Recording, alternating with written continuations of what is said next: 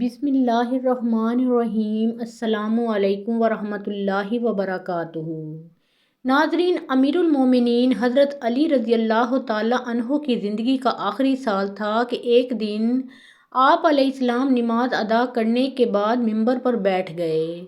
آپ علیہ السلام نے خطبہ پڑھا اور لوگوں کو نصیحت کرنے لگے۔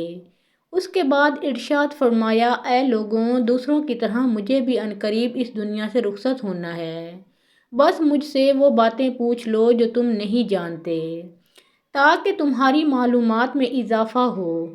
مجلس میں چند لمحے خاموشی رہی۔ اس کے بعد ایک کوفی نوجوان اپنی جگہ سے اٹھا اور کہنے لگا، اے علی، اب جب کہ آپ علیہ السلام ہر چیز جانتے ہیں تو مجھے بتائیے کہ میری داڑھی میں کتنے بال ہیں؟ حضرت علی رضی اللہ تعالیٰ عنہ مسکرائے اور اپنے ہونٹوں پر ہونٹ رکھ دیے، لیکن ابھی آپ علیہ السلام نے کوئی بات شروع نہ کی تھی کہ مجلس کی خاموشی ٹوٹ گئی اور ہر طرف سے چہمگوئیوں کی آواز آنے لگی۔ سب نے اپنی گردنیں بلند کیں اور سوال کرنے والے کو دیکھنے لگے اور انتظار کرنے لگے کہ آپ علیہ السلام اس سوال کا کیا جواب دیتے ہیں۔ حاضرین میں کچھ دشمن بھی موجود تھے، اسی لیے وہ کہنے لگے، آج علی جواب نہ دے سکیں گے۔ ہر شخص کی داڑھی کے بالوں کی تعداد الگ ہوتی ہے، اس لیے حضرت علی علیہ السلام کو کیسے معلوم کہ اس کے بالوں کی تعداد کتنی ہے؟ حضرت علی رضی اللہ تعالیٰ عنہ کے دانا دوست کہنے لگے، حضرت علی رضی اللہ تعالیٰ عنہ اس کی داڑھی کے بالوں کی تعداد بتا دیں گے۔ دانا دوست کہنے لگے، کچھ بھی ہو لیکن حضرت علی کا جواب درست اور مناسب ہوگا۔ جس شخص نے سوال کیا تھا وہ اپنی جگہ پر کھڑا تھا اور سوچ رہا تھا کہ معلوم نہیں علی کو میرے سوال کا جواب معلوم ہے بھی یا نہیں۔ اگر اس نے کہہ دیا 3000 تو کیسے معلوم ہوگا کہ جواب درست ہے یا نہیں؟ اس طرح مجبوراً حضرت علی رضی اللہ تعالیٰ عنہ کا جواب قبول کرنا ہوگا، لیکن اس کی دلیل بھی دریافت کروں گا۔ اگر حضرت علی رضی اللہ تعالیٰ عنہ نے مذاق کرتے ہوئے جواب دیا کہ تمہاری داڑھی کے بالوں کی تعداد تمہارے سر کے بالوں سے نصف ہے، تو اس وقت پوچھوں گا کہ میرے سر کے بالوں کی تعداد کتنی ہے؟ شاید یہ کہہ دیں کہ تمہاری داڑھی کے بالوں سے دگنی۔ پھر اس وقت اعتراض کروں گا کہ یہ تو مذاق ہے، میں درست جواب چاہتا ہوں۔ چند لمحوں کے بعد حضرت علی رضی اللہ تعالیٰ عنہ نے حاضرین سے پوچھا، اے بھائیوں، اس سوال کا درست جواب کون جانتا ہے؟ حاضرین میں سے کوئی شخص جواب دینے کے لیے تیار نہ ہوا اور مجلس میں چند لمحے خاموشی رہی اور پھر سے سرگوشیاں شروع ہو گئیں۔ دشمنوں نے دوستوں سے کہا، تم نے دیکھ لیا نا کہ حضرت علی رضی اللہ تعالیٰ عنہ کے پاس کوئی جواب نہیں۔ دانا دوست کہنے لگے، کیوں نہیں؟ علی رضی اللہ تعالیٰ عنہ کو سب کی داڑھی کے اور بدن کے بالوں کی تعداد بھی معلوم ہے۔ ابھی صبر کرو تاکہ سب کچھ معلوم ہو جائے۔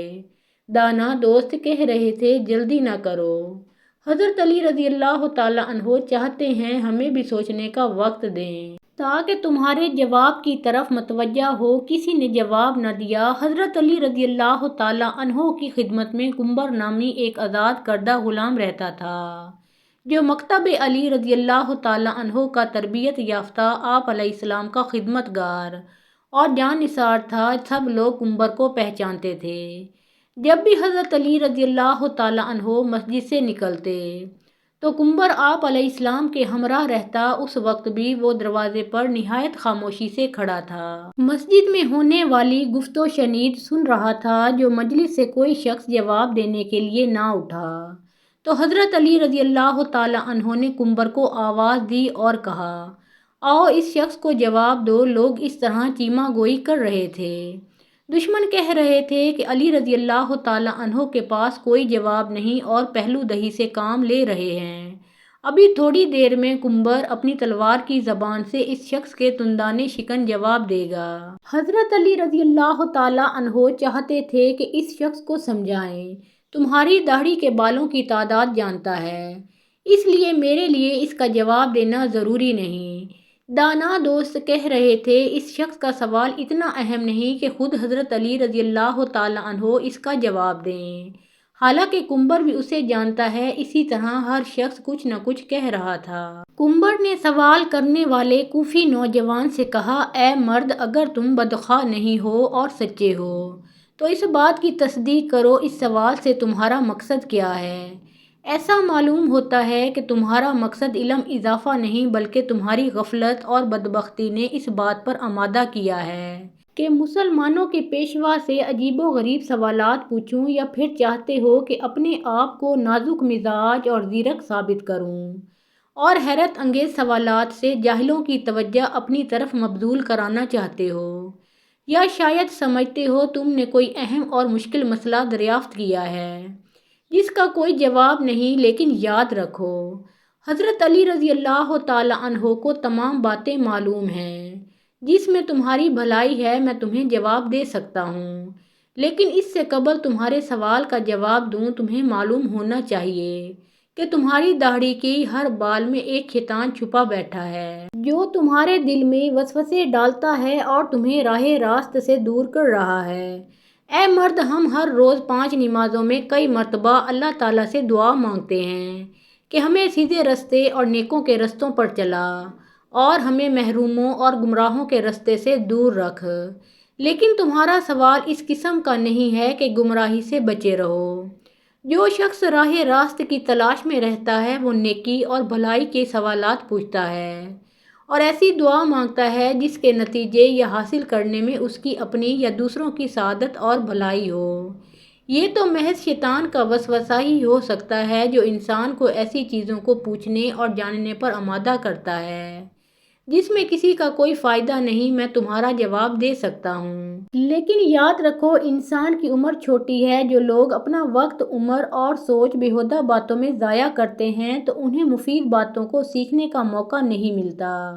اس وقت ان کی کوئی قدر و قیمت نہیں رہتی، وہ کمزور اور زیر دست بن جاتے ہیں اور دشمن ان پر غلبہ پا لیتا ہے۔ پھر ایسے لوگ آ جاتے ہیں جو ان پر حکومت کرتے ہیں۔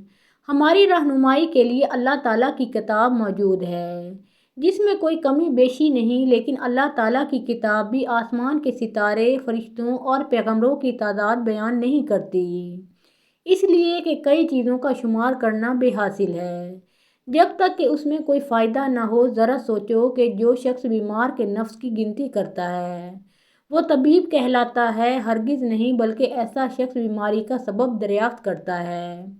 یوں ہی دین کی پیشوا انسانی روح کے طبیب ہوتے ہیں۔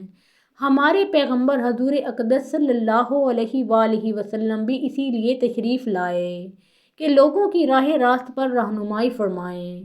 اس لیے تشریف نہیں لائے کہ سالن میں پکی ہوئی دال کے دانوں کا شمار کیا جائے یا اپنی اور دوسروں کی داڑھی کے بال گنے جائیں۔ سوال کرنے والا ابھی تک نہایت بے صبر تھا، اس لیے کہنے لگا، اے کنبر، تو واضح و نصیحت تو نے کر دی لیکن میرے سوال کا جواب نہیں دیا۔ کنبر نے کہا، اس کام میں مشغول ہوں، لیکن میں چاہتا ہوں کہ موضوع زیر بحث زیادہ روشن ہو سکے، اس لیے مجھے بتاؤ کہ تمہارا پیشہ کیا ہے؟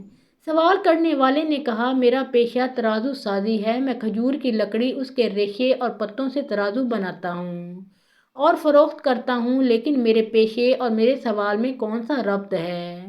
کنبر نے کہا، اس میں ربط یہ ہے کہ اگر یہ ترازو ساز 1 سال خرچ کرے اور کوشش کرے کہ عمدہ اور بہتر ترازو بنائیں تو یقیناً ایسے ترازو کی پائیداری اور فائدہ زیادہ ہوگا، لیکن اگر وہ 2 دن صرف کریں اور خود ہی اندازہ کرتا رہے کہ چند ماش اور چنا کے دانے ہم وزن ہیں تو اس کا مطلب یہ ہوگا کہ اس نے اپنا وقت ضائع کیا ہے۔ اس میں شک نہیں کہ جاننے اور سمجھنے میں سعادت ہے، لیکن مفید باتوں کو جاننا اور سمجھنا چاہیے۔ ہاں، اگر تم سمجھتے ہو کہ تمہاری داڑھی کے بالوں کی گنتی تمہارے لیے سود مند ہو سکتی ہے تو میں تجھے اس کا جواب بھی دے سکتا ہوں، تمہیں مطمئن بھی کر سکتا ہوں۔ سوال کرنے والا نوجوان ابھی تک سنبھلنے بھی نہ پایا تھا اور کہنے لگا، مجھے اس کا کوئی خاص فائدہ معلوم نہیں، تاہم میں نے ایک سوال پوچھا ہے جس کا جواب جاننا چاہتا ہوں۔